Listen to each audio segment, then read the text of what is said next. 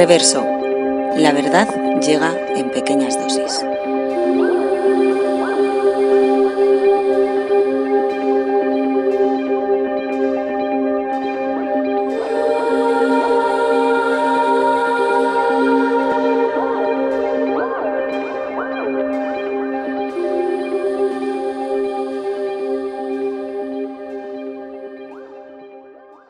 Bueno, pues empezamos el segundo capítulo de la segunda temporada de Reverso. Seguimos dando pasos, Zancadas. Zancadas. Esto en el making of también pasaba, ¿no? Sí. Quería hablar de zancadas. Y el segundo paso, zancada, que vamos a dar, lo vamos a hacer con Silvia García Esteban, que ahora os contaré un poquito quién es esta persona, qué representa. Y bueno, lo vamos a hacer un poco orientándonos a esto que es el acompañar el sufrimiento, ¿no? Y como digo, para ello nos acompaña Silvia García Esteban, que es formadora en salud mental desde la experiencia en primera persona, es acompañante terapéutico, es peer-to-peer, que esto también dará para que nos cuentes un poquito más qué es esto del peer-to-peer. Además de ello, también es mediadora de lectura con personas con problemas de salud mental. Y bueno, pues agradecerte que estés aquí con nosotros en Lugar y Lazo, nuestra sede madrileña hasta el momento, para estos espacios Reverso. Así que gracias, Silvia. No, gracias a vosotros por invitarme y por contar con la voz en primera persona para tratar estos temas que creo que es importante que nos vayáis dando voz en distintos espacios y yo soy la agradecida en realidad. Pues el agradecimiento es mutuo, encantados de poder charlar aquí contigo. Un placer. Bueno, nos lanzamos ya a la conversación, ¿no? Sin perder más tiempo. Por ello. Hay mucho sobre lo que hablar. Bueno, justamente estábamos hablando ahora, ¿no? Los tres, Silvia, de dos partes quizás en esta grabación. Una, lo que tiene que ver con lo que tú haces, con tu profesión, vamos a decir, a lo que te dedicas, que luego entraremos en lo que haces, pero gran parte del camino para llegar aquí entendemos que ha pasado por tu experiencia, por tu experiencia con los problemas de salud mental o como lo llamemos. Entonces queríamos que nos hablaras, para empezar, un poquito de eso, de cómo ha sido tu experiencia, vamos a decir, al otro lado, de tu largo proceso de análisis, que siempre cuando te escuchamos, bueno, pues dices que te ha salvado la vida, que te ha ayudado mucho. Bueno, por aquí queríamos empezar. Es un buen lugar para empezar, porque yo creo que no estaría aquí ni estaría en muchísimos espacios si no hubiera tenido la suerte de encontrarme con mi psicoanalista cuando yo tenía 20 años. Tengo 49, o sea que llevo 29 años de trabajo analítico, de pico y pala. Y bueno, es lo que me ha transformado. Hablamos mi analista y yo siempre, ¿no? de que llevo toda la vida trabajando para este momento, ¿no? Y yo cuando llegué a mi análisis llegué destruida y allí nací como sujeto. Yo no era un sujeto cuando llegué a mi análisis, ¿no? Entonces creo que es fundamental, ¿no? Para mí mi trabajo de análisis, bueno, sé que ahora no me lo podréis creer, ¿no? Pero yo no hablaba, casi no tenía vínculos sociales casi cuando empecé mi análisis y ahora donde mejor estoy es en el lazo social, ¿no? Entonces creo que ha sido una transformación tan brutal de quién soy, de todos los pasos que he dado, ¿no? Es que creo que el análisis forma parte de mí, de mi estructura, de quién soy, de por qué estoy aquí, ¿no? Recuerdo mucho una de las primeras cosas que me dijo mi analista, para que veáis un poquito de dónde vengo, ¿no? Sí. Que ella me dijo: Silvia, tienes derecho a existir, ¿no? Yo pensaba que no tenía derecho a existir y ahora mi marca personal es en propia voz, ¿no? Entonces, de no tener derecho a existir a tener voz propia, eso ha pasado por un análisis lacaniano, con una profesional inmensa que siempre me ha estado sosteniendo y acompañando. No me ha impuesto nada, siempre ha apostado por mi deseo y también eso me ha salvado de la psiquiatrización, ¿no? Que otros compañeros han sufrido, de la violencia psiquiátrica extrema, porque ciertas violencias psiquiátricas hemos recibido todos, ¿no? O sea, que creo que me ha salvaguardado mucho de todo ese proceso. También me ha salvado de la medicación psiquiátrica. He tomado muy poca medicación psiquiátrica a lo largo de mi vida. Por eso hablo como hablo y soy quien soy. Entonces creo que es que no se podría entender mi proceso, ni quién soy, ni a qué me dedico sin el análisis que yo he tenido, ¿no? Entonces desde ahí es un buen lugar para partir. Sí, sí, pues qué interesante como lo cuentas, y yo me preguntaba como cuáles fueron para ti las claves. Tenemos que hablar de un análisis, pues es difícil, ¿no? No es para 5 minutos ni mucho menos, y que son muchos años, pero sí que es interesante preguntarte cuáles fueron las claves para ti de la reconstrucción, cómo hablabas o qué te llevas, no sé. Claro, es un trabajo muy arduo porque hay personas que, digamos, que hacen como una ruptura, ¿no?, de su vida, ¿no? En un momento dado, ¿no?, cuando me rompí, ¿no? Yo llevaba rota toda mi vida, o sea, tengo una infancia bastante terrible, con muchos malos tratos, con abusos sexuales en mi infancia, ¿no? Entonces, todo esto me produjo pues una disociación del yo, ¿no?, cosas muy fuertes, ¿no? Entonces creo que el trabajo de mi análisis ha sido justamente reconstruir todo desde la nada, ¿no? Desde decir, bueno, yo no tenía ni siquiera un yo propio cuando llegué a mi análisis, ¿no? Y todo esto ha sido un trabajo muy arduo, ¿no?, de mucho tiempo, de mucho trabajo, mucho esfuerzo. Y bueno, el tema es saber qué me pasó en la vida, ¿no? Que yo lo puedo así, digamos que para mí hablar de mi análisis no es algo difícil, pero es verdad que, bueno, requeriría su tiempo, ¿no? Ya tengo mucho callo en esto, ¿no? Pero realmente es como, ¿qué me pasó en la vida, ¿no? Que en realidad fue el desamparo absoluto en el que yo estaba, ¿no? En una familia en la que no fui acogida, ¿no? Y toda esa violencia, ¿no? Cuando uno es pequeño y estás en ese desamparo, pues tienes que decidir un camino, ¿no? O sea, para sobrevivir, porque en el fondo, cuando somos pequeños, dependemos del otro, ¿no? Físicamente incluso, ¿no? Y la psicosis vino ahí a ayudarme, en el sentido, bueno, hablamos de psicosis como estructura psicótica, ¿no? No como el DSM suerte, ¿no? Sino como estructura, ¿no? Y entonces la estructura psicótica vino a auxiliarme, ¿no? Frente a ese desamparo, yo construí un delirio melancólico, ¿no? Porque como uno no puede entender el maltrato, ¿no?, que uno recibe en la infancia de parte de unos padres que deberían acogerte, pero te están dejando caer, pues realmente lo que yo pensé es que yo debía ser alguien muy terrible, debía haber hecho algo terrible para que me trataran así, y hice un delirio melancólico, ¿no? Y entonces la culpa fue como la gran mochila que he llevado toda mi vida, ¿no? Pero también me he podido entender que mi estructura psíquica se organizó así como una forma de supervivencia. Yo creo que no hubiera sobrevivido psíquicamente ni físicamente si no hubiera construido esto, ¿no? Entonces, bueno, no es que esté contenta de haber tenido una estructura psicótica, pero creo que me auxilió en un momento de mi vida. Y poder entender esto, poder encajar cada pieza, ¿no? Poder darme cuenta de cómo yo me disocié, por ejemplo, cuando sufrí el abuso sexual, que es otra forma, digamos, de desamparo, ¿no? En el que tú no tienes la capacidad, con 10 años y ya con una estructura psicótica en ciernes, no tienes la capacidad psíquica, no para asumir una experiencia así, ¿no? Para, pues digamos, para no asumirla, lo que hice fue disociar mi yo. Entonces hay un yo que no sabía lo que había pasado y un yo que sí lo sabía. Ese yo que sí lo sabía quedó como desterrado. Entonces mi yo se estaba muy disgregado, ¿no? Y de hecho, cuando entro en un desencadenamiento, lo que me pasaba era eso, ¿no? Hasta que un día en mi análisis dije, no sé por qué, siempre dejo que el otro abuse de mí, y apareció la escena completa, ¿no? Pero bueno, apareció la escena y estuvo mi analista sosteniéndome, y ya desde ese momento ya no estaba sola en esa escena. Y creo que si ahora desencadenara no me pasaría lo mismo. Creo que ya he conseguido unir el yo y bueno, y que ahora me manejo bastante mejor en la vida. Entonces, claro, esto es un trabajo arduo, de mucho tiempo, ¿no? Cuando me dicen, 29 años de análisis, ¿no? Digo, qué bien se habla desde el privilegio neurótico, ¿no? Porque para mí es un trabajo muy complejo, ¿no? Y tampoco he tenido una vida fácil, y eso también se tiene que hablar, ¿no? De los condicionantes sociales también, en los problemas de salud mental, ¿no?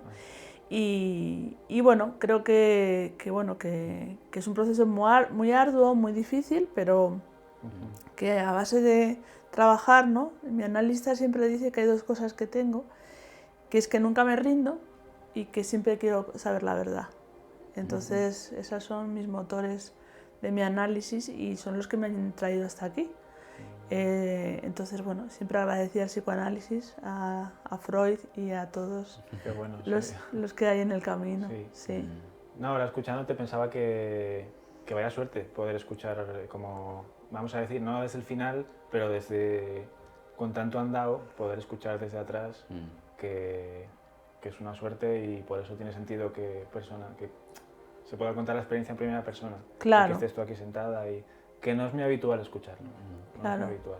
Claro, tampoco hay muchas personas que han tenido la suerte, ¿no?, entre comillas, de acceder a un tratamiento psicoanalítico de las características que he tenido yo, no de un acompañamiento tan fuerte, ¿no?, donde yo siempre he tenido un teléfono al que llamar. A mí me dicen, ¿tú nunca te has intentado suicidar? No, porque siempre he tenido un teléfono al que llamar.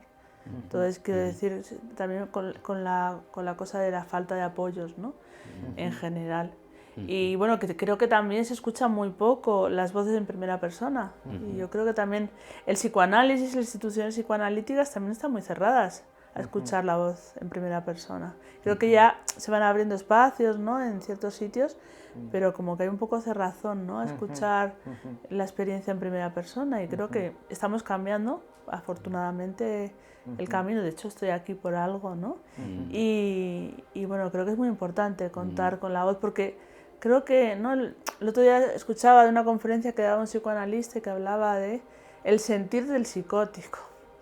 Y digo, bueno, me parece un poco atrevido. Quiero decir, hay un saber acumulado, el psicoanálisis sobre la psicosis, no lo dudo, pero el sentir del psicótico me parece un poco atrevido, ¿no?, para decir, ¿no?, cómo se puede sentir la experiencia de la psicosis, ¿no? De hecho, yo tengo un curso que hablo de eso justamente, ¿no?, de acompañar la psicosis desde la mirada en primera persona, porque me parece que falta una pieza del puzzle, ¿no? Sí. Que realmente no podéis saber lo que siente una persona con una crisis psicótica, ¿no?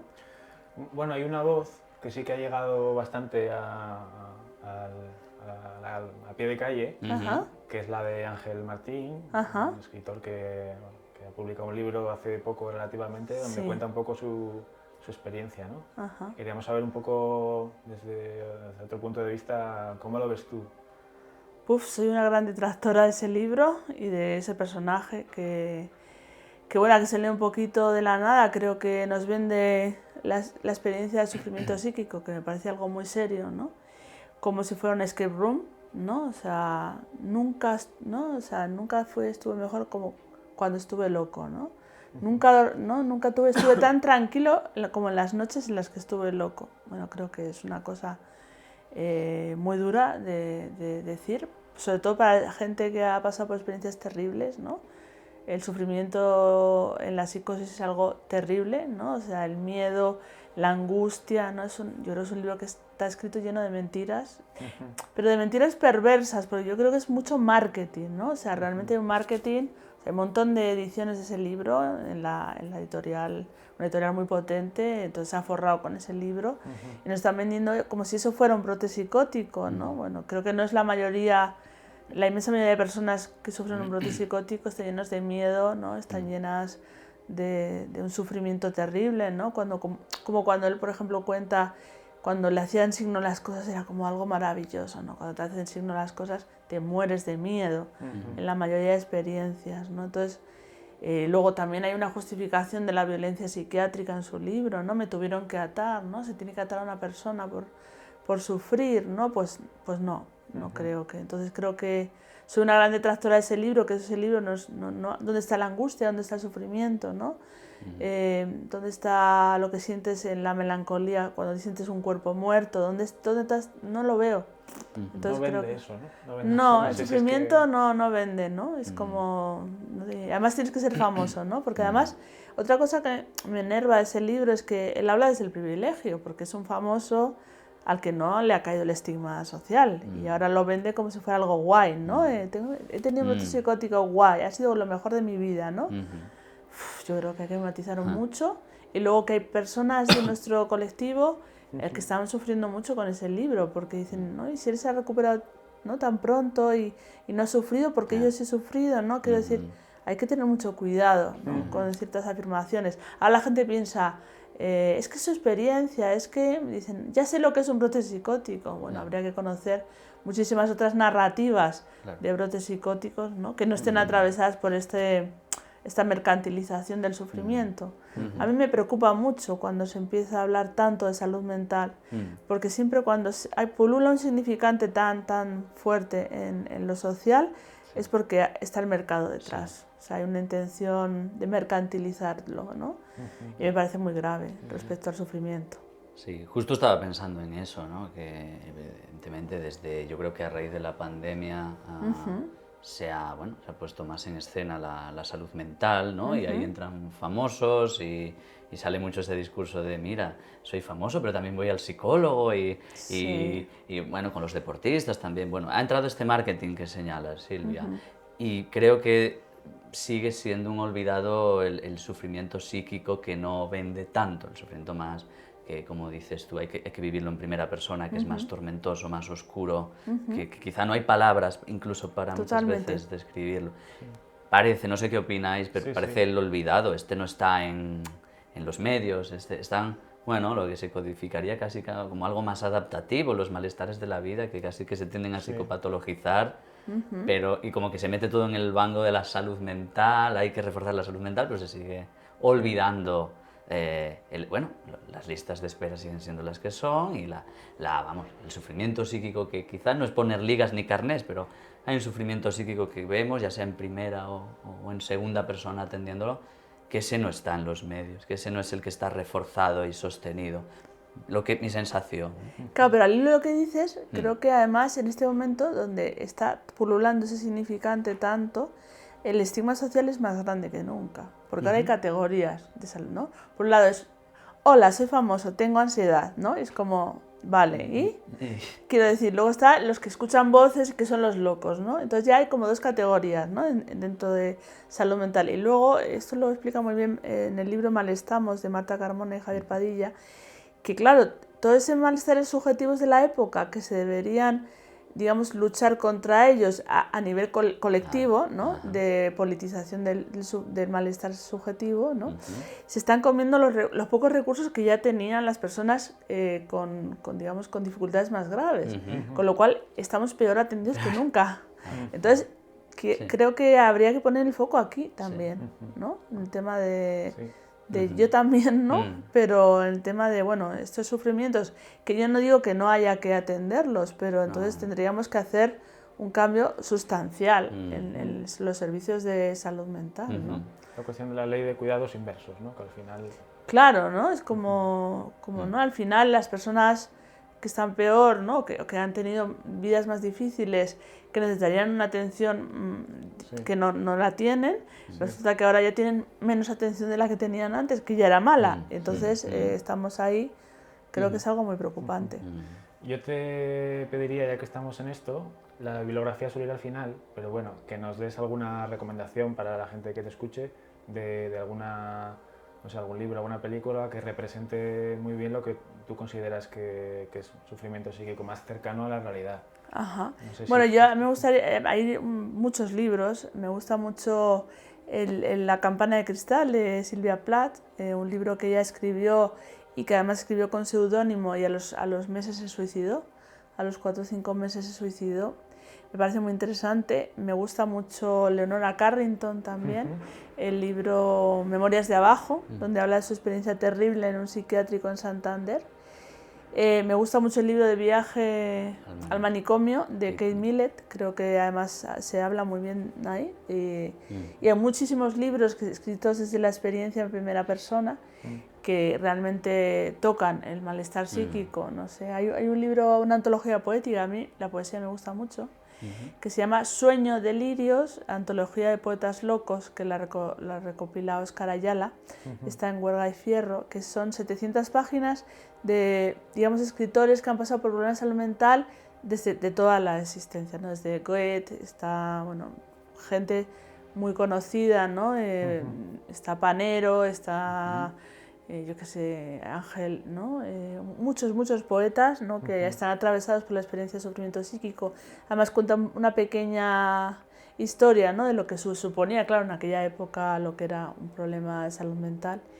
y me parece muy interesante porque además la poesía creo que logra, digamos, atrapar cosas que digamos, la narrativa le cuesta más, ¿no? Porque creo que está más cerca de lo inconsciente en general. Entonces, hay muchísimos libros interesantes sobre estos temas, pero que creo que habría que dejar de dar voz a este tipo de libros, ¿no? Pues ahí quedan las recomendaciones que nos das.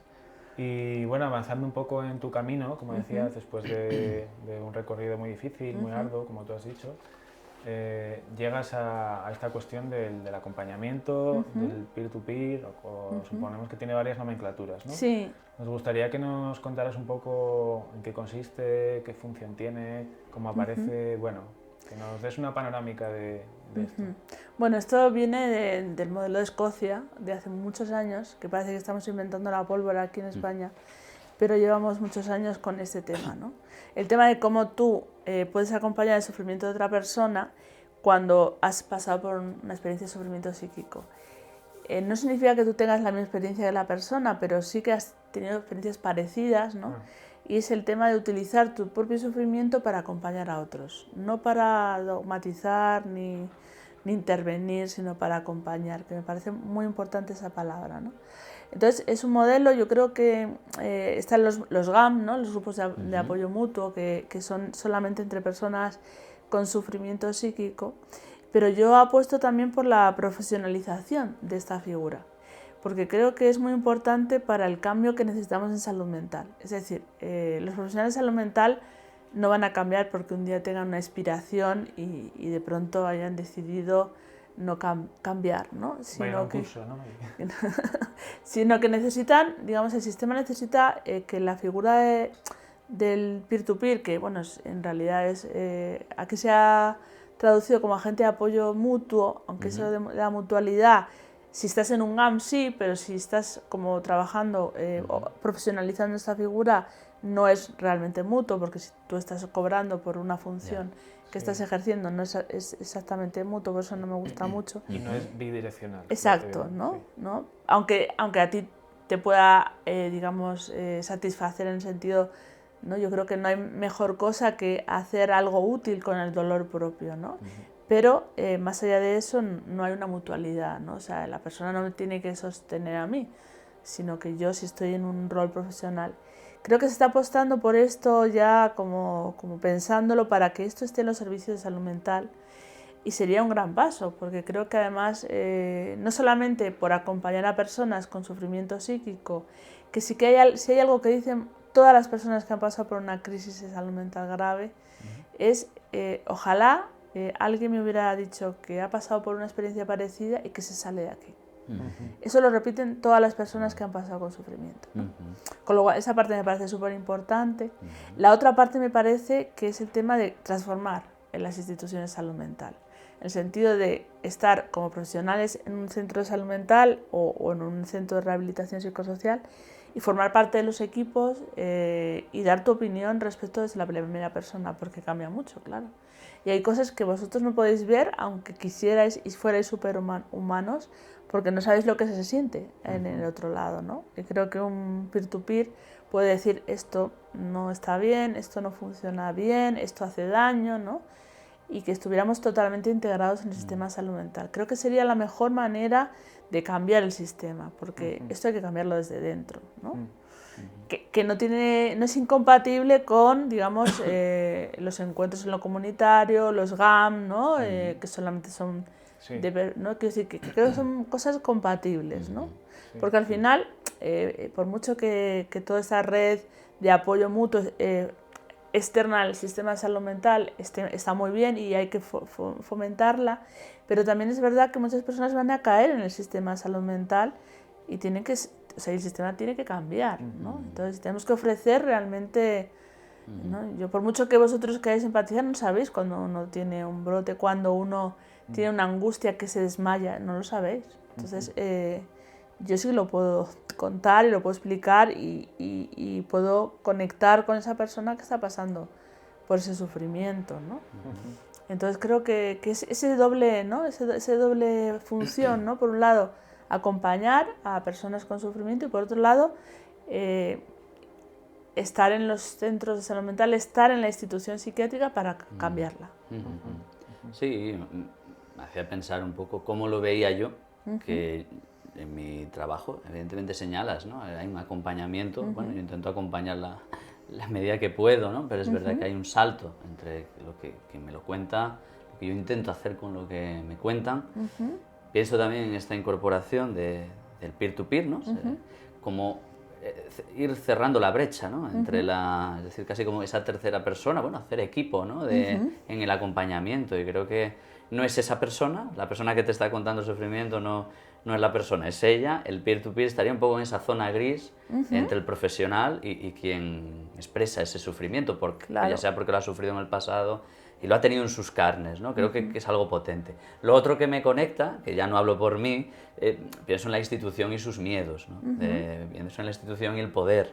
Claro. El poder psiquiátrico y lo que supone también, pienso en las resistencias que puede haber en esto, ¿no? Que, bueno, que puede sonar muy bien de puertas afuera, como una institución vendiéndose ahí, pero que después en la práctica igual no da el salto. No sé si de esto has podido saber, si sabéis qué grado de resistencias hay, de miedos. Bueno, pues las resistencias son muchas. En Reino Unido se lleva funcionando muchísimo tiempo y me acuerdo que tengo una compañera en la EN, ¿no? Que trabaja allí, de que no entendería su práctica sin esta figura ya, ¿no? Como que están totalmente incorporados.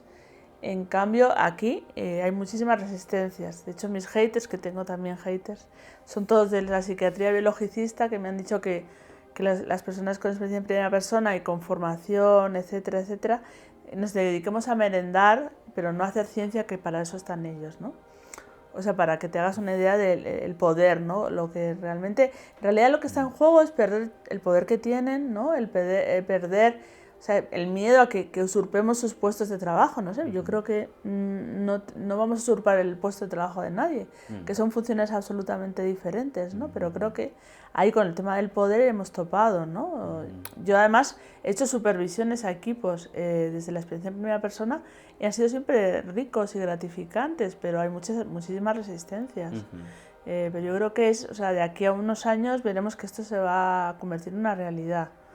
Entonces, que no hay marcha atrás. O sea, el movimiento en primera persona está cogiendo una fuerza que antes no tenía. Estamos en un momento de crisis y creo que los momentos de crisis son también oportunidades, ¿no? de que haya cambios, y que creo que la voz en primera persona, no sé, yo cada vez veo más, cada vez me invitan a congresos de enfermería, ¿no? Y de pronto hay una mesa en primera persona, en una escuela de otoño, y hay ¿no? de la EN, y hay expertos en primera persona. Entonces creo que esto no hay marcha atrás, por mucho que algunos no quieran. Es amenazante para los profesionales, yo entiendo, y por algo será, ¿no? No sé si hay un poco de miedo a que se destape un poco lo que no saben, o una cuestión así me viene, no sé.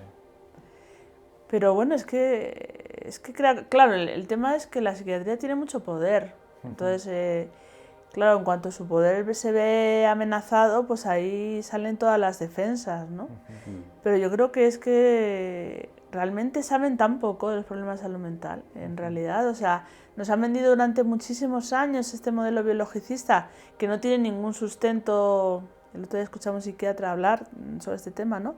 No tiene ningún sustento, ¿no? demostrado, pero se han dado sus hipótesis por buenas, ¿no? Estas del desequilibrio bioquímico. Y realmente, claro, desde ahí hay mucho poder, ¿no?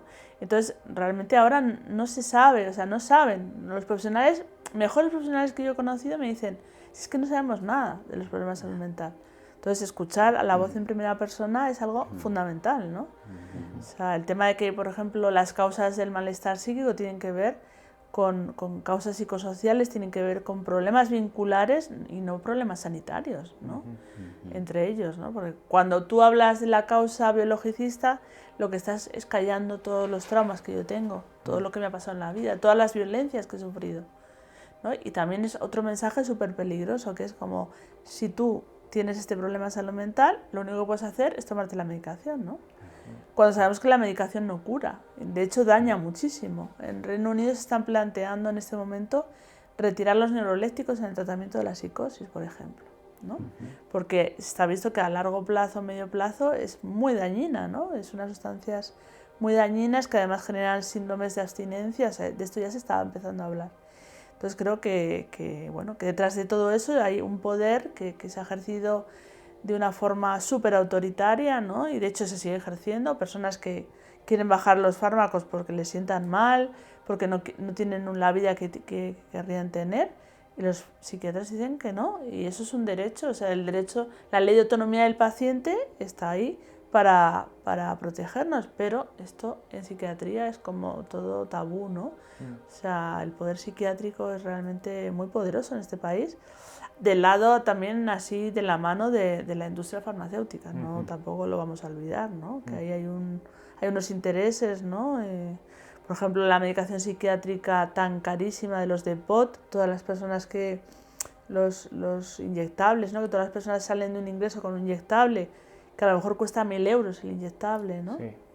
Y es como, todo está como metido en todo esto, ¿no? Recuerdo lo que decía este psiquiatra en la Escuela de Otoño de la EN, ¿no? Que decía que el modelo biologicista surgió en los años 80 con las medicaciones caras, no en los 50 con las medicaciones baratas, que tampoco me parece ninguna casualidad, ¿no? Entonces que el modelo biologicista y la farmacia, la farmacia, como llamamos, está muy de la mano y bueno, creo que hay que empezar a derribar esto. No tengo un discurso antimedicación para nada, creo que puede ser útil en algunos momentos de la vida de la gente, pero en dosis muy controladas y no como se está haciendo ahora, ¿no? Bueno, yo creo que desde aquí podemos recomendar también el blog de un par de compañeros de los que antes hablábamos, que es Postpsiquiatría. Sí, de Valdecasas. Y bueno, que hicieron, no sé, yo aprendí mucho escuchándole y también creo que además hay que aprender de psicofármacos para combatir los argumentos de la gente, ¿no? de esta poderosa psiquiatría biologicista que, bueno, que aunque hablan de recuperación, ¿no? Y el modelo de recuperación, llevamos 20 años hablando del modelo de recuperación, pero el modelo imperante es el biologicista, absolutamente. Entonces, algo no estamos consiguiendo, haciendo bien, ¿no? Transformando. Bueno, aquí, como decías, hay que poner el foco. Reverso no es que tenga un mega marketing, llegamos a donde llegamos, pero estamos poniendo el foco, pues yo creo que ya es una forma, ¿no? Hay muchas recomendaciones hoy que también, pues creo que es interesante leer, releer y bueno, discursos de resistencia se puede ver así también, ¿no? De trinchera. Bueno, de trinchera, sí, sí. Como dice una amiga poeta. Sí, sí, pues mira, ahora con esto que has dicho de poeta, ¿no? Y uniéndolo un poco con lo que narraste en tu experiencia en primera persona, que si no recuerdo mal, hablabas de estar desarmada, sin palabras, y hablabas también de tu giro durante estos años, de este arduo camino en el que la palabra toma un protagonismo muy grande en tu recuperación y también en el sostén tuyo y de otras personas, ¿no? La literatura creo que es ¿no? las palabras hechas con arte, ¿no? Y ahí ya cada uno le dará definición. ¿Qué me cuentas de la cura con la literatura? Bueno, la palabra cura igual es un poquito demasiado, ¿no? Pero el tema de... Tú matiza lo que necesites. Sí, el tema de que, digamos, fortalece la recuperación de las personas, ¿no? Yo llevo grupos de lectura, clubs de lectura, que en diferentes dispositivos públicos, que me gusta mucho decir eso, porque creo que es donde hay que estar, en lo público sobre todo. Y entonces llevo clubs de lectura donde llevamos un tipo de libro que se llama libro álbum y bueno, es un libro con bastantes ilustraciones y bastante poético, que tiene diferentes niveles interpretativos. Entonces llevo 5 años trabajando con este tipo de libros en estos dispositivos de salud mental, en donde elegimos un libro entre todos, leemos ese libro, lo leo yo y luego comentamos, ¿no? Y el cómo dar la voz, pero en realidad lo que estoy haciendo cuando voy allí es, a través de esa ventana que es el libro, dar voz a las personas, dar voz a sus historias, ¿no? Y bueno, es lo que Michel Petit hablaba de que leemos por 3 causas, una para apropiarnos del lenguaje, otra para apropiarnos del conocimiento y otra para fortalecer la subjetividad, ¿no? Apoyarnos la construcción de nuestra subjetividad. Y en realidad es lo que yo hago, ¿no? A través de la literatura tratar de apoyar la construcción de la subjetividad de las personas. Al darles voz y decirle, lo que tú piensas me importa, lo que tú opinas me importa, y de pronto se encuentran con eso que normalmente no se les suele dar voz, ni a su deseo, ni a lo que quieren, ni a lo que piensan, ni a lo que sienten en general. Y claro, cuando, por ejemplo, hablamos de un libro y les llevo un libro, por ejemplo, que habla de violencia de género, que habla del bullying, ¿no? Que muchas personas con problemas de salud mental han pasado por estas experiencias, ¿no? Y de pronto nombran sus heridas, ¿no? Que me parece algo muy importante, el poder nombrar sus heridas. Y luego otra parte también muy importante, que es en la medida en que yo estoy de acuerdo o en desacuerdo con un autor sobre un tema, sé algo más de mí mismo, ¿no? Y a partir de ahí se empieza a transformar, se empiezan a transformar las personas porque le estamos ofreciendo el lenguaje, pero es que nosotros somos lenguaje, nuestro pensamiento es lenguaje, y es como decía Wittgenstein, ¿no? Los límites de mi mundo son los límites de mi lenguaje, somos lo que somos capaces de decir en palabras. Entonces, ampliar el lenguaje, porque el lenguaje también es poder, el lenguaje nos permite defender nuestros derechos, ¿no? Nos permite tomar esa voz y decir, no estoy de acuerdo con algo, ¿no? Entonces, pues dar el lenguaje me parece algo súper poderoso. Entonces, me ha pasado con un montón de personas, hay personas con las que llevo trabajando 5 años, que de no hablar y tener un lenguaje como muy empobrecido, ¿no? Porque no han tenido estas oportunidades, estas experiencias, ¿no? De pronto me dicen, este libro es el disfrute del lenguaje. Entonces, ¿qué ha pasado en este proceso, ¿no? O personas que no hablaban y de pronto, no solamente en nuestro grupo, sino de pronto en el grupo, los grupos multifamiliares han empezado a hablar. Me decía la directora de una residencia, ¿pero qué has hecho con las personas que de pronto han empezado a hablar, ¿no? Pues les he dado la voz.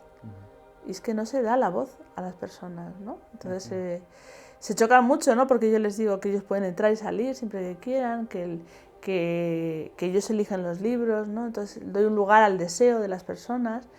Y claro, ellos me dicen, es que yo aquí vengo porque quiero. Entonces, realmente suscitar el deseo, darle la voz a las personas, respetar lo que opinan, ¿no? De pronto ellos se dan cuenta, pues por ejemplo, una persona me decía, es que me doy cuenta que yo tengo una opinión sobre un tema que no sabía, que tenía una opinión, ¿no? Eso refuerza tu subjetividad. Y entonces también es transformar ese lenguaje a veces de la psicosis tan difícil, ¿no? Esa langue, ¿no? Que hablaba Lacan, ¿no? Esas palabras duras, ¿no? de la infancia, ¿no? Pues convertirlas en otra cosa, ¿no? Creo que el lenguaje poético nos permite salir de ahí, ¿no? Salir de esa literalidad, ¿no? Al principio están muy en la literalidad y luego van ampliando, ¿no? Y van asociando con otros libros, con otros autores, con otros ilustradores, ¿no? Realmente saben muchísimo ahora, ¿no? Y ellos se dan cuenta también de que su forma discursiva, su forma de defender sus argumentos, su forma de participar, ¿no? es distinta, ¿no? Entonces creo que es una transformación porque para mí son sujetos de pleno derecho. Y, no, pensaba, parece que la literatura ayuda a existir, ¿no? Claro, darnos porque... el derecho de existir, cogiendo un poco lo que también decías tú, ¿no? Claro, pero porque te da una voz, porque te permite nombrar. Michel Petit también hablaba ¿no? de la cabaña de las palabras, ¿no? Que los libros son como una cabaña que te permite resguardarte de las inclemencias de la vida, ¿no? Me parece algo súper importante y no se da mucha importancia a todo esto.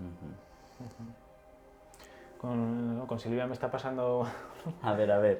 una cosa que es que estoy como que no quiero intervenir. Estoy aquí como espectador escuchándola y pienso, no tengo mucho que decir. Es que pero bueno, toda la razón.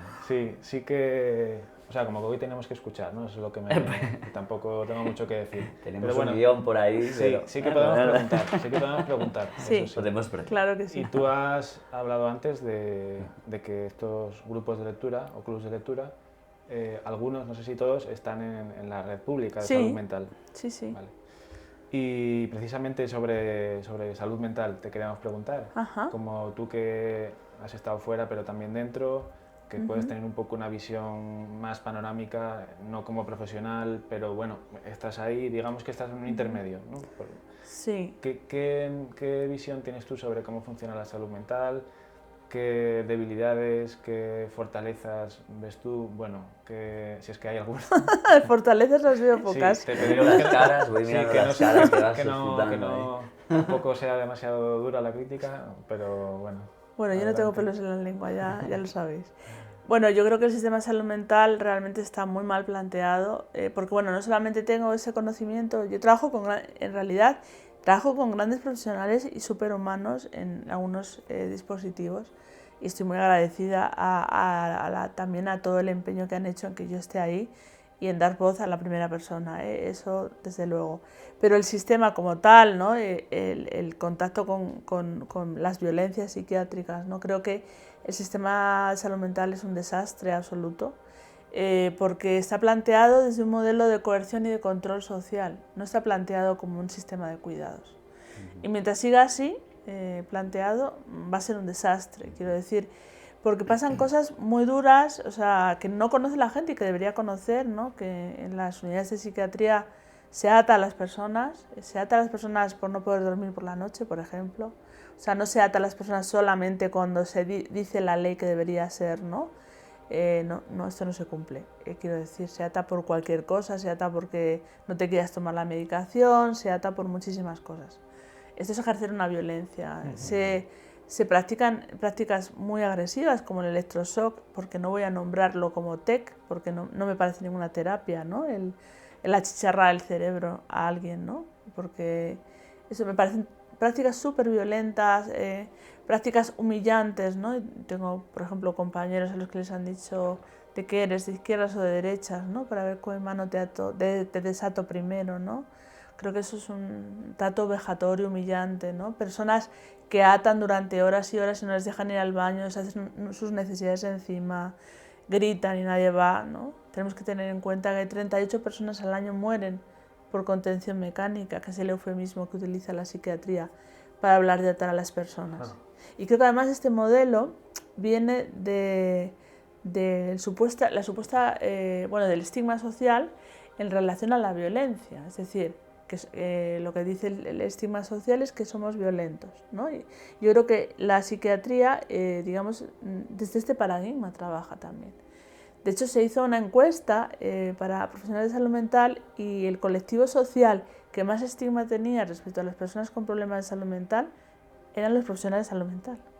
Entonces, quiero decir que desde ahí hay mucho que corregir, ¿no?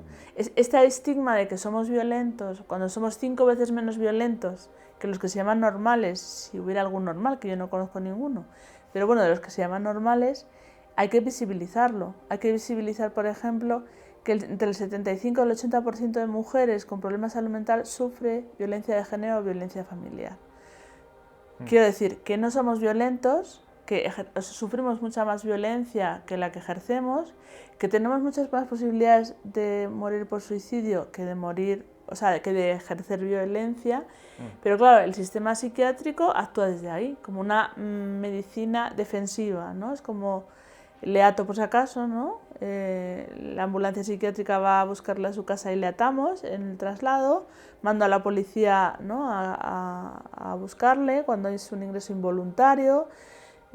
Bueno, hay muchísimas prácticas violentas, ¿no? Dentro del sistema de salud mental.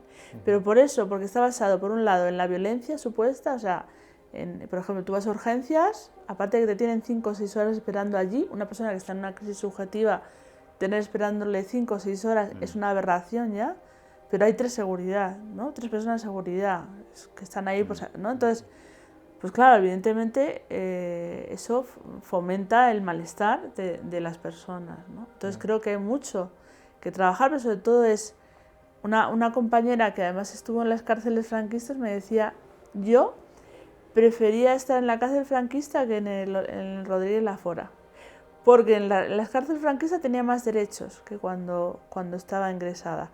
¿Por qué? Porque cuando tú estás en un ingreso pierdes tus derechos civiles, es decir, te medican contra tu voluntad, te pinchan lo que quieren, ¿no? Digamos que además un ingreso involuntario es algo muy serio porque es una privación de libertad. Entonces creo que deberíamos tener un Estado muchísimo más garantista con los derechos humanos y en general con los derechos, ¿no? Que habrá ingresos involuntarios que ¿Que no quede otro remedio? No lo sé. Yo creo que el modelo de Trieste nos enseña mucho sobre eso, ¿no? Y de hecho construir un sistema en el que el 90% de los ingresos involuntarios pasaban a ser voluntarios, ¿no? Y otra compañera me decía, ¿no?, que si en el hospital estuviera cuidada, atendida, que las personas escucharan, pues que a lo mejor no le importaba ingresar, pero que en realidad el sistema psiquiátrico es muy parecido a un sistema penitenciario, entonces que ella en la cárcel no quiere estar, ¿no? Y personas a las que han amenazado con el, ¿no? Si no autorizas el electroshock no vas a salir nunca del hospital, ¿no? Entonces, estamos todo el rato coerción, coerción, coerción, coerción, y no puede ser, o sea, necesitamos un sistema de cuidados, sobre todo con personas que son frágiles, estamos hablando de personas que están en el momento más vulnerable de sus vidas, y hay que cambiar la arquitectura de los hospitales, porque por ejemplo tú vas a la planta de oncología toda rosa, ¿no?, pintada de colores, vas a psiquiatría, siguen siendo celdas, están las, ¿no? O sea, el cerrojo, no sé si recuerdo que en algún hospital de Madrid que las personas en la planta de psiquiatría tenían un color su pijama diferente al resto de plantas, es como, esto es segregar, ¿no? Entonces, bueno, que no nos olvidemos de esto. Entonces, que hay mucho que transformar el sistema de salud mental, y hay que dirigirnos hacia los cuidados. Pensaba en la pregunta que te hacías de ¿habrá algún ingreso que no quede otro remedio? Que muchas veces también los profesionales, y me incluyo, ¿no? ¿Por qué no? Que nos agarramos a la anécdota, ¿no?, para justificar todo lo de debajo, y bueno, pues que no es el problema el ingreso justo, es en una situación complicada, sino todos los demás, ¿no? Que ojalá solamente en eso hubiera problemas. Y no claro, pero en el fondo también, cuando hay un ingreso involuntario, antes ha habido una desatención, antes esa persona no ha accedido a lo comunitario, y luego hay una pregunta que yo siempre hago, ¿no?, que es, ¿puede ser un tratamiento involuntario terapéutico? Yo creo que no. Yo creo que no. Conozco compañeros que después de la violencia psiquiátrica que han vivido en los ingresos han intentado suicidar. Y personas que llegaban con ideas de suicidio y de pronto, por el trato que han recibido, decían, ahora me quiero suicidar más. Entonces creo que esto hay que ponerlo también en el foco, ¿no? O sea, que además la violencia psiquiátrica es una retraumatización de las personas, porque las personas ya llegan con heridas, estamos heridos, ¿no? Yo siempre lo digo, somos personas heridas, personas con traumas. O sea, yo realmente me he recuperado porque he encontrado en mis relaciones terapéuticas, digamos, una reparación a mis daños. Pero cuando en lugar de una reparación a tus daños te encuentras más daño, la gente sale peor de las unidades psiquiátricas. Y esto hay que poner el foco aquí. Me preguntaba con esto, Silvia, bueno, que tú al dedicarte a esto habrás escuchado a muchas personas que han pasado por ingresos, que han pasado situaciones difíciles, y que también, ¿por qué no?, tengan alguna voz como distinta a la tuya y que un poco comulguen más con el sistema o con ciertas cosas que se hacen, que las ven necesarias. ¿Cómo es esto? ¿O no las hay? No sé, yo creo que también hay muchas personas adoctrinadas por la psiquiatría durante muchos años, ¿no? De que son enfermos mentales, de que se tienen que tomar su medicación para toda la vida. Claro, a esas personas, si les quitas eso ahora, se hunden. Entonces creo que yo soy muy de respetar, pero en general la gente está muy dolida con esas prácticas, está súper dolida. De hecho, en casi todos los grupos soy la única persona a la que no han atado en un hospital, ¿no?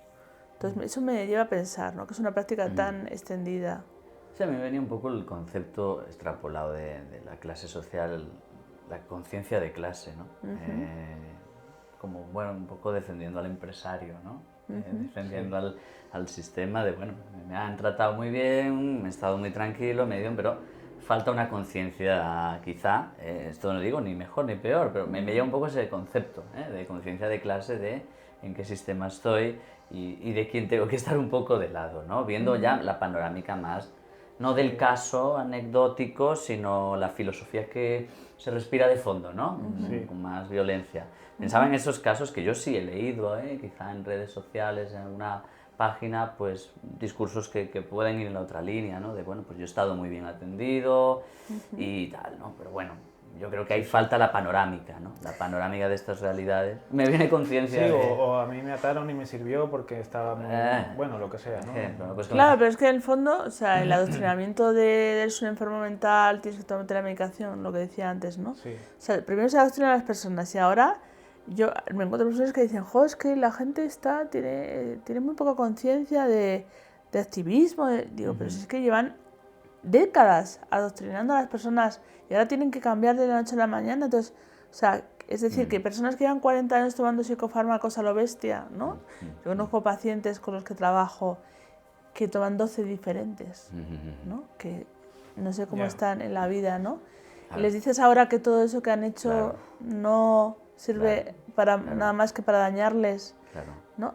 O sea, creo que... No se puede aceptar, subjetivamente. Subjetivamente Claro, eso no claro. puedes aceptar, ¿no? Sí. Claro, ahí entra más, cobra más sentido para mí aún eso, mejor no tener conciencia de según qué cosas, ¿no? Y atender a lo que me sirvió, porque fue lo que sirvió. Eso es muy devastador, contactar con lo contrario, ¿no? Claro, yo creo que es muy dañino, o sea, en el sentido que hay personas que se han agarrado a eso porque no tienen otra cosa. Y porque realmente se hundiría su vida, porque es como, yo les veo, ¿no? Cuando hablan de déficit cognitivo de las personas con problemas de salud mental. Bueno, como veis, yo déficit cognitivo no tengo, pero yo veo personas que lo que sí que tienen es, pues eso, que un daño de todos los psicofármacos que han tomado a lo largo de su vida, porque eso tampoco se habla, o sea, no hay un consentimiento informado en psiquiatría, no se habla de los efectos secundarios a los pacientes, no se habla de los efectos secundarios en su salud a largo plazo. Todo esto es como una nube negra de la que nunca se habla, ¿no? Pues me haces preguntar, casi entrando en el siguiente tema, que yo creo que lo vamos rozando en todo momento según va avanzando la entrevista, la conversación, que es bueno, lo que esto podríamos llamar del activismo loco. Dicho así, ahora matizas tú, como siempre te digo. Creo que la pregunta casi que se va respondiendo, ¿no? ¿Qué sentido, no? Primero, ¿qué es esto del activismo loco? Es decir, parece que sí que durante estas décadas, no sé cuántas, si 20, 30 años, podemos hablar de un paso, quizá aquí en España, sobre todo con la reforma, de un objeto, ¿no? Enfermado, ¿no? Y que lo trataban como un objeto, a una progresiva, yo creo que subjetivización, ¿no? sobre los derechos que tiene una persona con sufrimiento, ¿no? Y yo creo que ahí va emergiendo un activismo que creo que, bueno, se me hace la pregunta aquí, ¿no? De qué sentido, qué función, qué problemáticas puede tener. Con esto último que decías, empezaba a ver el sentido, ¿no? De un activismo, informar, divulgar, resistir, no lo sé. Prefiero que tú nos lo digas, ¿no? Bueno, creo que el activismo ha sido muy importante mucho tiempo. Que bueno, creo que ha habido momentos de más actividad, luego se ha frenado. Yo creo que las redes sociales nos han beneficiado en esto, para ponernos en conexión, ¿no? Las diferentes personas. Creo que hay voces muy potentes ya en este país, activistas, no sé, como Edgar Viñas, por ejemplo, ¿no? Guadalupe Morales, ¿no? Marta Plaza, gente muy, muy potente, con un discurso muy potente, ¿no? Yo creo que las narrativas en primera persona, además, para cambiar las cosas, es que vamos a ver, es que yo se lo dije a la vicepresidenta del Tribunal Constitucional, que me dijo que es que las leyes no estaban para hacernos felices, pero es que se vulneran los derechos humanos en este país. O sea, las personas con problemas de salud mental son personas, ciudadanos de segunda. Y esto es algo muy grave, ¿no? Entonces yo creo que esto del activismo lo está poniendo encima de la mesa. Está, ¿no? En la campaña Cero Contenciones, por ejemplo, de Lo Común, ¿no? Que me parece fue una campaña muy potente, muy importante, ¿no? Donde se lucha contra la contención mecánica, este eufemismo también de la psiquiatría, ¿no? Pues creo que estas cosas no se estarían planteando.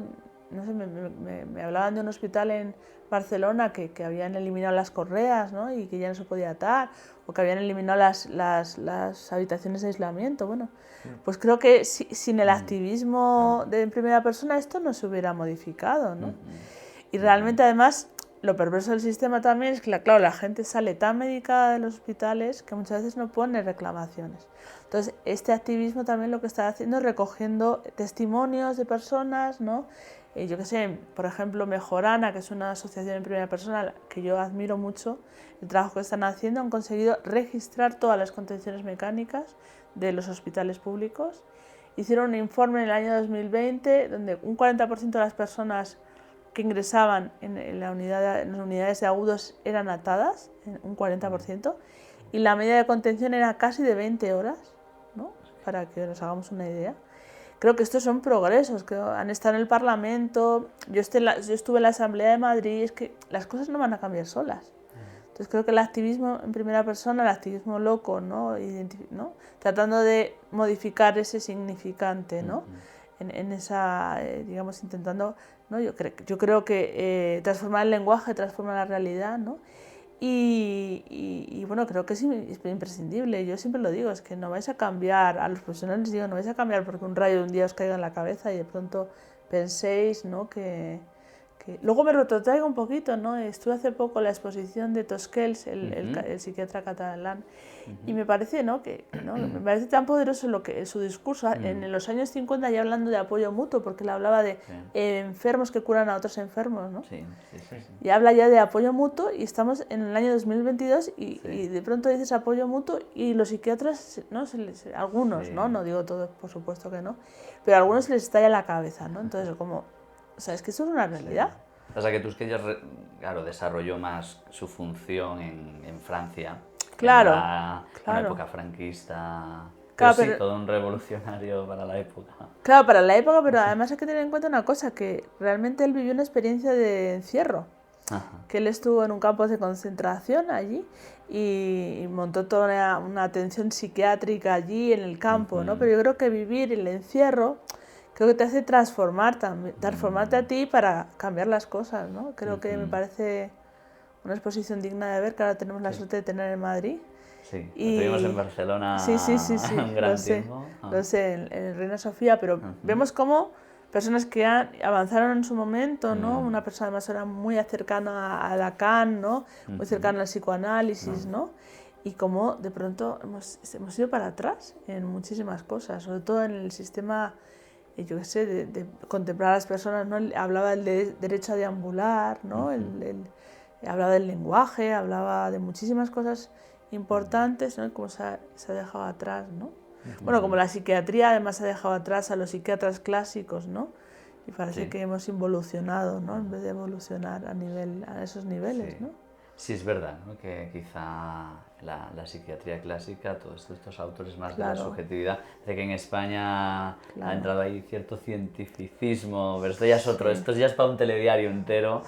Pero bueno, yo creo que también, hoy que estamos con muchas recomendaciones y esto, pues recomendamos visitar la exposición de... Totalmente, porque creo que es otra manera, ¿no? Además hay una parte toda dedicada al arte, ¿no? Que las pacientes... A mí el significante paciente me gusta mucho más que usuario, etcétera, etcétera. Porque cliente, cliente también se dice por ahí. Cliente, no sé, me parece algo de mercantilizar algo, ¿no?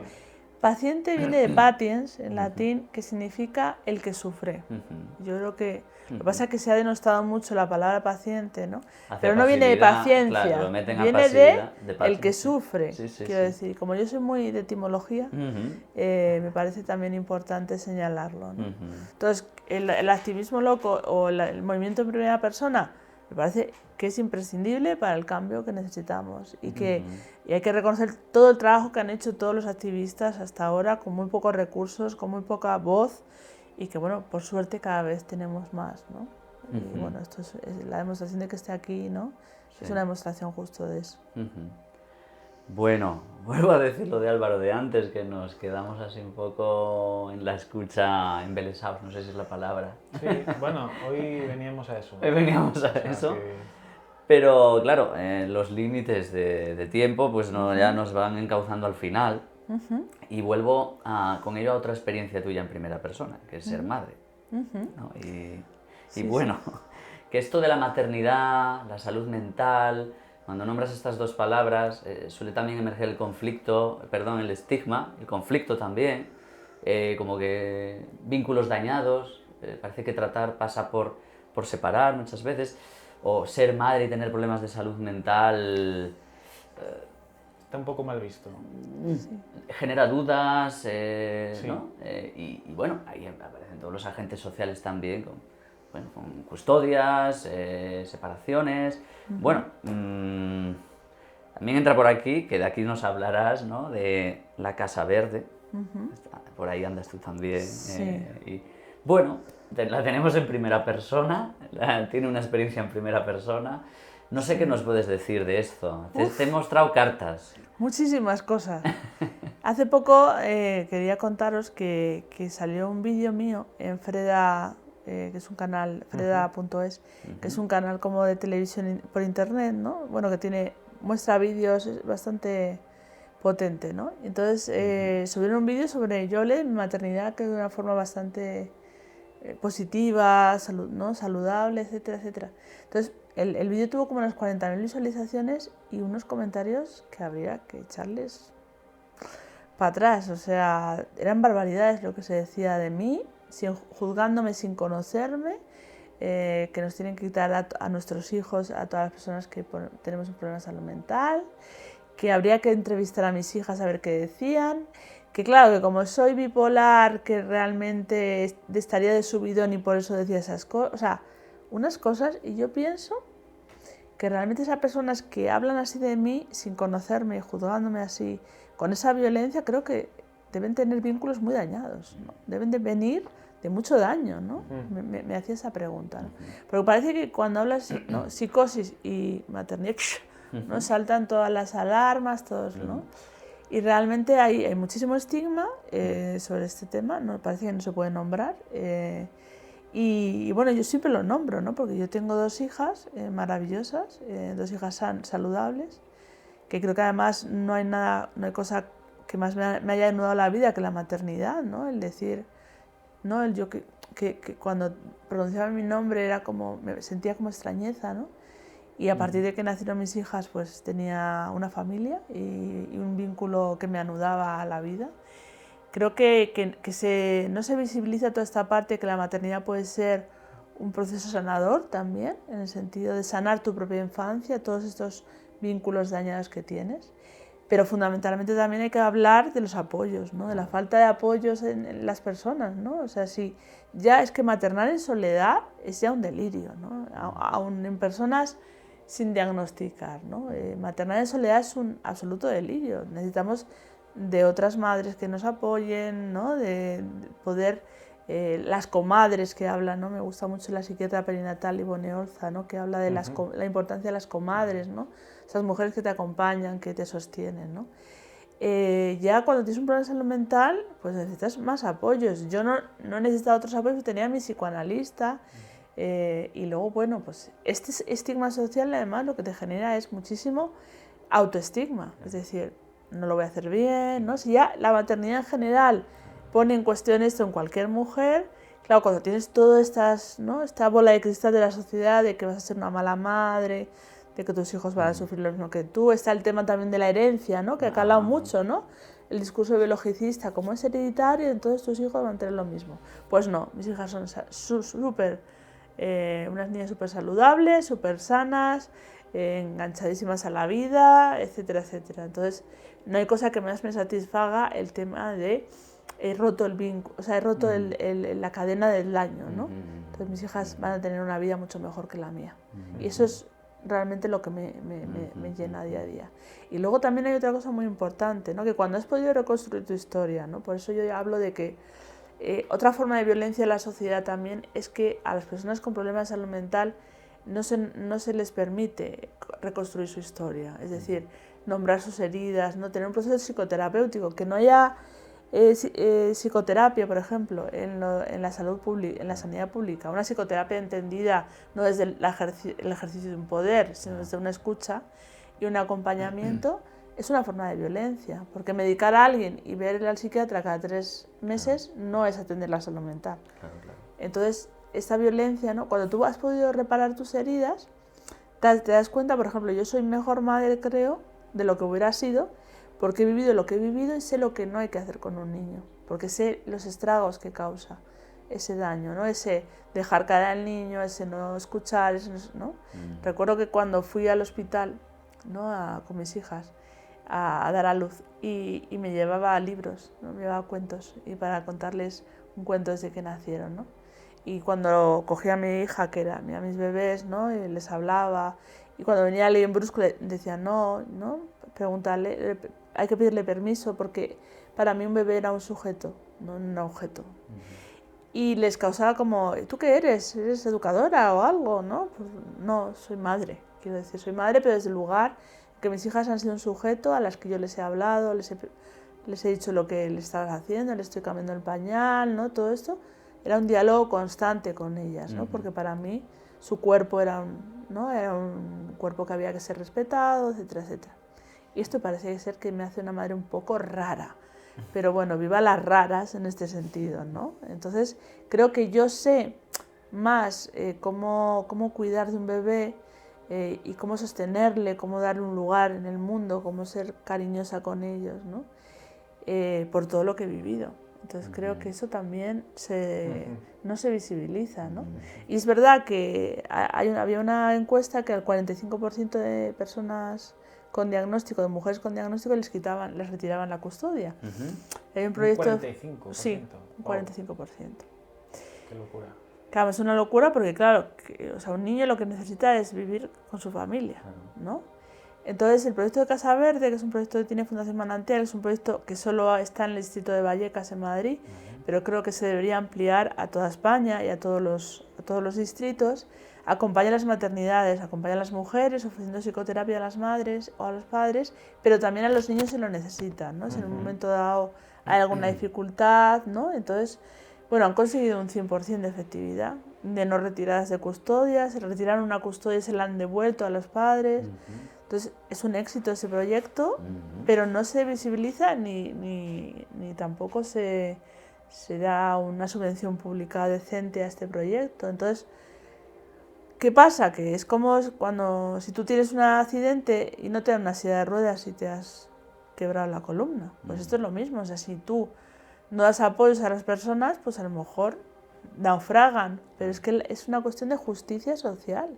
No es una cuestión de ser muy buenos, ¿no? Y vamos a ser muy bondadosos. No es una cuestión de derechos. Y hay que poner en el centro los derechos, ¿no? Entonces, creo que es lo justo, ¿no? El que los apoyos, ya que hemos sido personas que hemos sufrido muchas violencias, es que no nos ha caído un rayo en la cabeza, siempre lo digo. Hemos sufrido violencia, hemos sufrido traumas, hemos sufrido desamparo y realmente me parece cuestión de justicia social el tema de dar apoyos. Sí, más que separar vínculos ¿No? que puedan estar dañados en un determinado momento, ¿no? Pasa por reparar ese vínculo, es decir, desde que casi lo que sale un poco por inercia el sistema muchas veces es separar, ¿no? Casi como separar madre e hijo para repararlos por separado, cuando el propio vínculo entre ellos estar ahí, ¿no? Remangarse las manos, que creo que va por ahí un poco la filosofía de la Casa Verde, ¿no? Es decir, acompañar en reparar vínculos, ¿no? Pero que el daño, o sea, quiero decir, mayor daño que a un niño que de separarle de su madre, no creo que haya mayor daño. Es decir, sobre todo si a esa madre la puedes acompañar. Y bueno, ahora tenemos la suerte de que se está visibilizando la salud mental perinatal, que es tan importante, desde el embarazo hasta los 3 años primeros de vida del niño. El cuidado de la madre, el cuidado del embarazo, ¿no? O sea, hay ya profesionales de salud mental dedicados a la perinatalidad. Creo que Elsa fue una pionera en este país, pero bueno, ya hay muchísimas más. Y bueno, por ejemplo, otra mentira que nos cuenta, ¿no? Que es que una persona con medicación no puede ser madre. Pero es que esas profesionales psiquiatras perinatales son expertas en saber qué medicación puede tomar una persona. Es decir, hay medicaciones que sí son compatibles con el embarazo y la lactancia. Lo que pasa es que el psiquiatra, como no lo sabe, pues dice que no se puede, pero no es verdad. Pero claro, y luego las violencias, a psiquiatras que les prohíben a sus pacientes ser madres, que les dicen que aborten. La esterilización forzosa en este país de personas con discapacidad se ha quitado hace 1 año y medio. Es que pensamos que somos un país muy avanzado, siempre lo digo, y somos un país que tenemos mucho recorrido democrático, porque en realidad se trata de una cuestión de derechos, se trata de una cuestión de democracia, se trata de qué clase de sociedad queremos. Entonces, cuando tenemos ciudadanos de segunda, ciudadanos con este maltrato, yo conozco varones esterilizados por sus familias, mujeres esterilizadas por sus familias, mujeres que han querido ser madres y no las han dejado, desde la psiquiatría, ¿no? Aborta, pero bueno, ¿qué es esto? ¿No? ¿Qué estamos hablando? Entonces creo que hay que visibilizar todo esto para que la sociedad lo conozca y sepamos hay que combatirlo. Yo quería añadir has mencionado a Ivone Olza, a Patricia Fernández, una psicóloga clínica de nuestra tierra que también se dedica a estas cuestiones. Bueno, Patricia Fernández Lorenzo es maravillosa y fue mi compañera en la Escuela de Otoño de la EN y me parece estupenda. También colabora con el Instituto de Salud Mental Perinatal que lleva Ivone Olza, son compañeras. De hecho, tiene un libro que se llama Psicología del Embarazo junto a Ivone Olza. Y es una persona maravillosa, además, y quiero decirlo desde aquí. Queda anotado y registrado. Y bueno, me parecía como muy bonito lo que contabas de tus hijas y los cuentos, que como había un buen baño en lenguaje ya desde el nacimiento, y que nos estabas dando un poco de eso ahora también a nosotros, así que un buen baño de lenguaje sobre cosas que nos va bien escuchar. Y es una pena, pero hay que dirigirse al final, ¿no? Y habíamos pensado improvisar una pequeña cuestión y moviendo un poco el deseo, como hablabas tú antes, que pensaras si tuvieras una varita en 3 deseos o 3 cosas que cambiarías así mágicamente de cómo se acompaña el sufrimiento en este momento, en la sociedad que tenemos. Así que... 3 son muy pocas, pero lo voy a intentar. Bueno, primero hay que modificar el sistema de salud mental hacia un sistema de cuidados donde la escucha y el psicoanálisis esté más presente también lo voy a decir. Creo que el psicoanálisis tiene que estar mucho más presente en la institución psiquiátrica, que bueno, poquito a poco vamos logrando, pero sobre todo que sea un sistema de cuidados y que las personas tengan acceso a un tratamiento psicoterapéutico en el caso de que las personas así lo deseen, ¿no? El ser escuchados me parece muy importante y el ser más cuidados y menos violencia, ¿no? Ser más cuidados y menos coerción, ¿no? Porque estamos en ese paradigma, ¿no? Luego necesitamos un cambio social. Un cambio social. Sí, el segundo, ya me va quedando poco.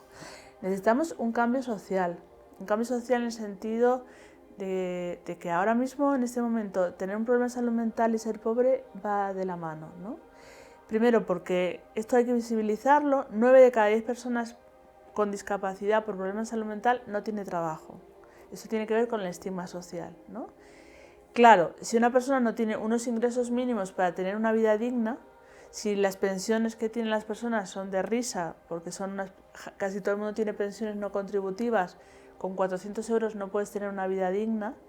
Si no puedes acceder a la independencia, si tienes que vivir con las personas que muchas veces son causa de tu problema de salud mental, eres pobre, no tienes acceso, ¿no? A todas estas cosas, ¿no? Y entonces creo que el sistema social lo tenemos que reforzar muchísimo, ¿no? En todo esto, ¿no? El sistema social. Es decir, pensiones dignas, ingreso mínimo vital que sean dignos para poder tener una vida, acceso a viviendas no tuteladas, viviendas, ¿no? Viviendas, ¿no? De hecho, me acuerdo que un psiquiatra me decía, ¿y si en vez de ponerle inyectable que vale 1.000 euros, le damos los 1.000 euros a la persona, igual, ¿no? Le beneficiaría más. Y luego otra pata muy importante para mí, aparte de todo esto de lo social y de construir infraestructuras sociales, espacios comunitarios, ¿no? Sobre todo es un sistema de cuidados en salud mental y también, digamos, invertir en lo comunitario, que me parece fundamental. Y la última pata que me parece importantísimo es a nivel legal, es decir, tenemos que, digamos, hacer leyes donde se garanticen los derechos de las personas. En este momento no tenemos un Estado garantista de derechos de las personas con problemas de salud mental y tenemos que ir hacia un Estado de garantista de derechos, ¿no? Donde haya un abogado que pueda tomar tu caso si te hace un ingreso involuntario, etcétera, etcétera. No, esto no pasa, ¿no? Donde las contenciones mecánicas estén controladas a nivel legal, donde se restrinja las razones por las que se puede atar a una persona o se eliminen, ¿no? Como en muchos otros países, es decir, a nivel legal, porque claro, si no tenemos una legislación adecuada, como está pasando ahora, tenemos un montón de regañinas de la ONU diciendo que España vulnera, pero no pasa nada, ¿no? Y mientras siga esto, ¿no? Pues no vamos a conseguir realmente un estado de bienestar para las personas y creo que es fundamental, ¿no? Estas 3 patas, ¿no? El cuidado, lo comunitario, pues eso, el tema de la garantía de los derechos y el tema de unas infraestructuras sociales y de un estado del bienestar social que se invierta en esto. Me parece importante. No, la carta a los Reyes Magos, pensaba también, ojalá fuese, bueno, no está mal, no está mal la petición. No sé si la firmaríais, pero... Bueno, sí, por supuesto, vamos, muy ambiciosa, muy ambiciosa. Sí, Hombre, hay que ser conectaba ambicioso. más con, wow, lo que hay que picar de piedra, ¿no? El reto, Sin ¿no? duda, sin duda. Yo creo que no es tan difícil el cambio, porque estamos invirtiendo, somos el país del mundo que más psicofármacos consume del mundo. Entonces, si en lugar de invertir en eso, invirtiéramos en las personas y en las infraestructuras sociales, en los profesionales, también la humanización de los profesionales, ¿no? Pues nos iría muchísimo mejor, la verdad.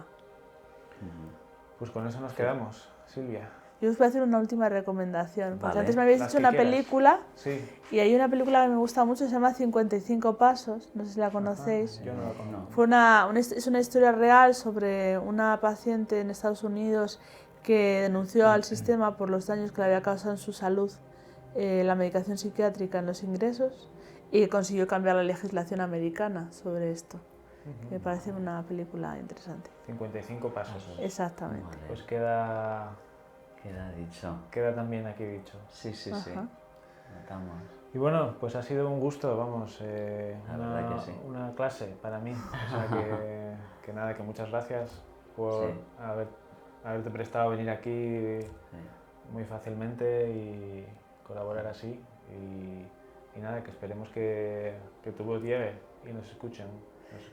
Pues yo agradeceros la oportunidad también, y yo creo que siempre lo digo, ¿no? Que los profesionales y las personas con experiencia en primera persona, los profesionales críticos, vamos a cambiar esto. Así que esto es un paso más, no son 55, pero es uno, Pero Iba a bueno, hacer yo para cambiar las cosas, que en realidad es de que eso se trata, ¿no? De que tengamos una sociedad mejor. Muchas gracias. Gracias a ti, Silvia. Un placer.